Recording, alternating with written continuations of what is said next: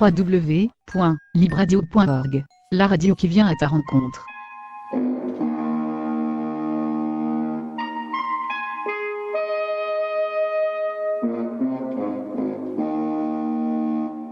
Bonsoir à toutes et tous. Merci d'être là. Que vous m'entendez? Donc c'est une lutte importante qui est en train de se jouer et chaque soutien est très très précieux. Bonsoir. Salam alaikum. Les Algériens, les Marocains et les Tunisiens.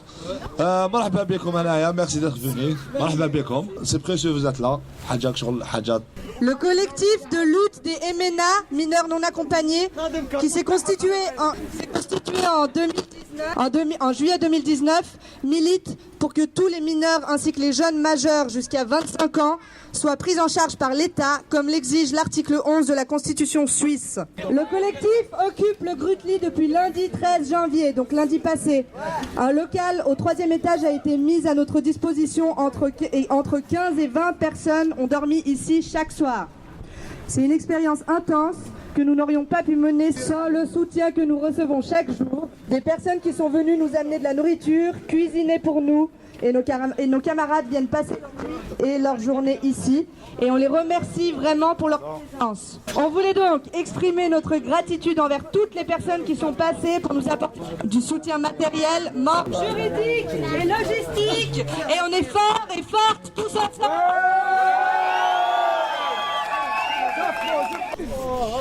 Donc ce rassemblement intervient au 5e jour de l'occupation parce qu'il nous semblait important de visibiliser l'évolution de la lutte des MNA et jeunes majeurs en cours. Un mot donc sur les avancées politiques. L'occupation a permis d'interpeller le conseil d'administration de la ville de Genève qui a répondu positivement à nos demandes. Nos demandes étaient les suivantes.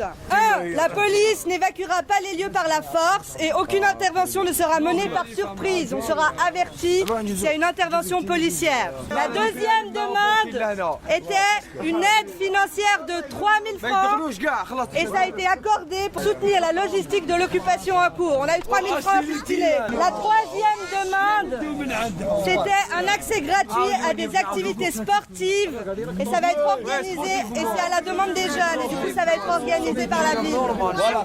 Et notre avant-dernière demande, c'était que le conseil administratif soit présent à nos côtés pour soutenir nos revendications auprès du conseil d'État. Et notre dernière demande à la ville toujours, c'était que les financements du dispositif de nuit et des sleep-in soient reconduits jusqu'à fin avril et ça a aussi été accepté.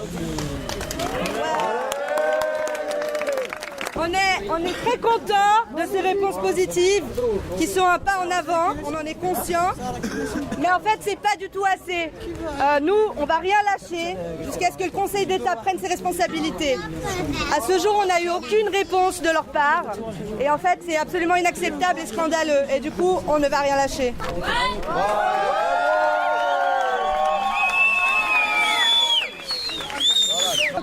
On rappelle que cette occupation a 2 objectifs. Forcer le Conseil d'État à réagir à nos revendications sur lesquelles nous avons d'ailleurs largement communiqué cette semaine. Et l'autre objectif de cette occupation est de permettre aux personnes qui ont dormi ici avec nous depuis lundi de ne plus dormir dans la rue, en plein hiver sous la pluie, comme là. Et ici, les jeunes, ils ont pu dormir en sécurité, manger, se reposer, se changer, se doucher.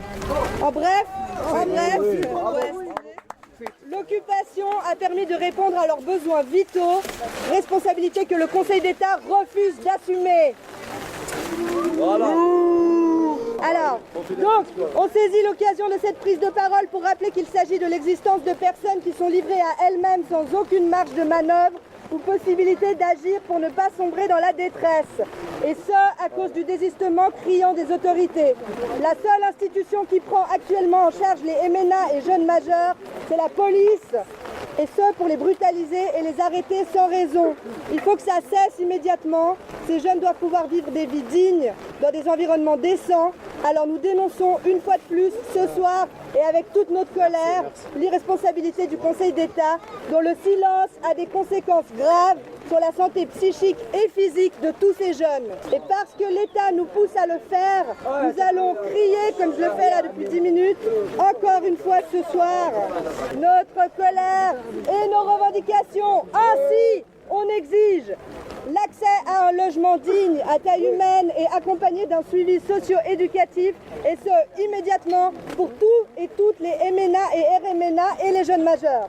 La présomption de minorité et une prise en charge en découlant et l'arrêt immédiat des tests de minorité. 3. La scolarisation pour tous et toutes les jeunes jusqu'à 18 ans, ainsi qu'un accès à des formations professionnelles comme l'oblige la loi. 4. La mise en place d'une carte cantonale de résidents-résidentes afin de pouvoir se légitimer auprès des institutions et de la police en cas de besoin. Et 5. Que toutes ces revendications s'appliquent également aux jeunes majeurs jusqu'à leurs 25 ans. Il va de soi que l'occupation sera maintenue tant qu'il le faudra, jusqu'à ce que le canton donne des garanties suffisantes sur l'application de l'intégralité des revendications. Et c'est la raison pour laquelle nous sollicitons votre soutien pour tous les jours qui vont suivre, et on ne va rien lâcher. On vous invite à une grande manifestation qui aura lieu mardi prochain à 18 h à la place Neuve. Et à bas les frontières,